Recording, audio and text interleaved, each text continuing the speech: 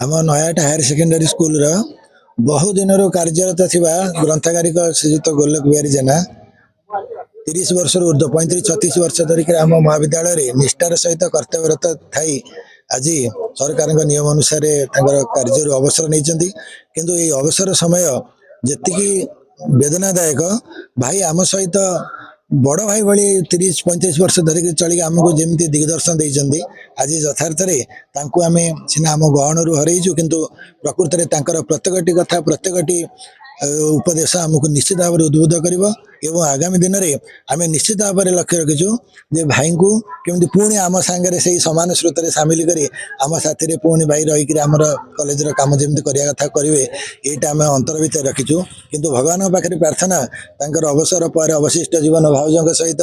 अत्यंत मधुमय हो एवं तांकर पुओ झील एमाने बहुत सुख शांति जीवन यापन करूँ आम अनुष्ठान तरफ मोर समस्त कर्मचारी भाई बंधु मान तरफ मुझे कामना करुच्ची भाई उत्तरोत्तर जीवन उन्नति कामना करुच्ची। मु नयाट महाविद्यालय ग्रंथकारिक गोलोक बिहारी जेना मु आज एत माने भाई भौणी मानकर जो सहयोग सहानुभूति जो खुशी माने मु पूरा एकदम खुशी अच्छी एवं समस्त हृदय मु अच्छी मो हृदय भी मो भाई भौणी मैंने अच्छा किंतु कॉलेज रे 33 वर्ष है मु जो कार्य कर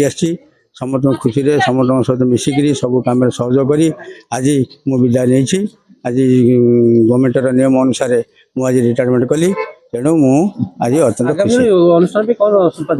संपूर्ण संपूर्ण सहयोग संपूर्ण जिते भाई भौणी मैंने डाके संपूर्ण मुझे पहुँची और सहयोग करी मो जीवन सेवा पर्यटन हायर सेकेंडरी स्कूल रो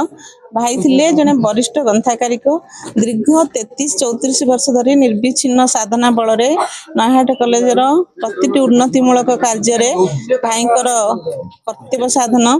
दीर्घ दिन धरी सेठी चलचंचल करथिला। आज से भाई अवसर नेले आमको लगुनि अवसर भली आम आउ गोटे कौन भाविकी हस खुशी भाई घर को छाड़ी आसचु भावुचु पुणी काली सकाଳେ भाई स्कूटी नहीं कॉलेज जीवे पुणी काम करेंगे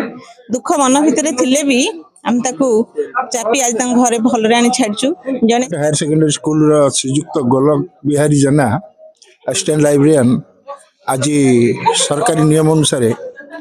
महाविद्यालय अवसर ग्रहण करछंती आमे माने आनंद उल्लासर सहित तांको आनी ताको बासभवन रे छाड़ीचु।